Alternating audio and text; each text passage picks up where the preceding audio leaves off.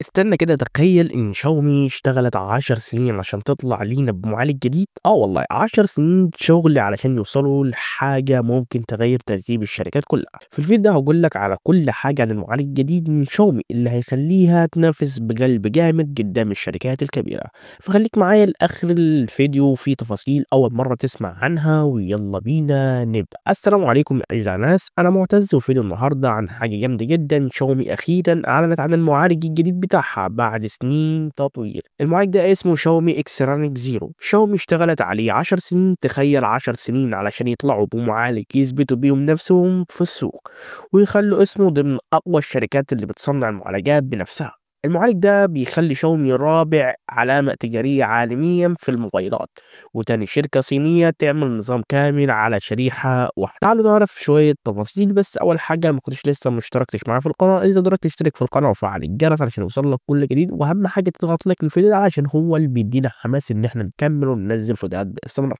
المعالج مبني على تكنولوجيا 3 نانومتر من شركة TSMC، وده معناه إن أداء جبار مع استهلاك طاقة قليلة جدا، يعني بطاريتك هتعيش معاك أكتر بكتير. البنية بتاعتها فيها 8 نانو، واحدة منهم أقوى جدا اسمها كورتكس اكس 925 بتردد 3.2 جيجا هرتز، والثالث أنوية من نوع كورتكس اي 725 بتردد 2.66 جيجا هرتز، ورابع أنوية موفرة للطاقة من نوع كورتكس A 520 بتردد 2 جيجا هرتز. أما بقى بالنسبة للجرافيكس فالرسومات، المعالج فيه وحدة رسومية من نوع IM GDXT 72 اللي بتشغل بتردد 1.33 جيجا هرتز، 1.33 جيجا هرتز.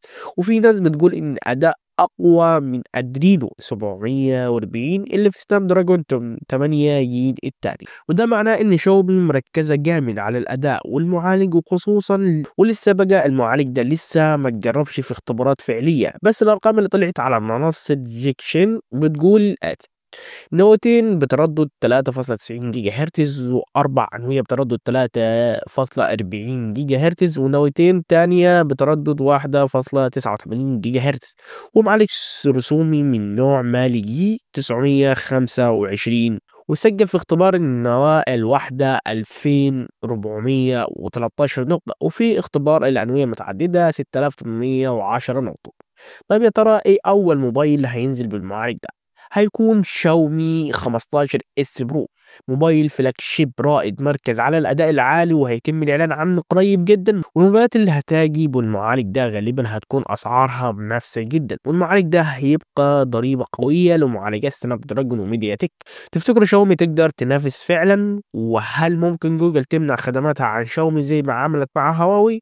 ولا الاداء والسوفت وير هيخلي المعالج ده هيتفوق على كل سيب لي رأيك في الكومنتات، ولو عجبك الفيديو دوس لايك وشير، واستناني في الفيديوهات الجاية أحسن وأقوى، ويلا السلام.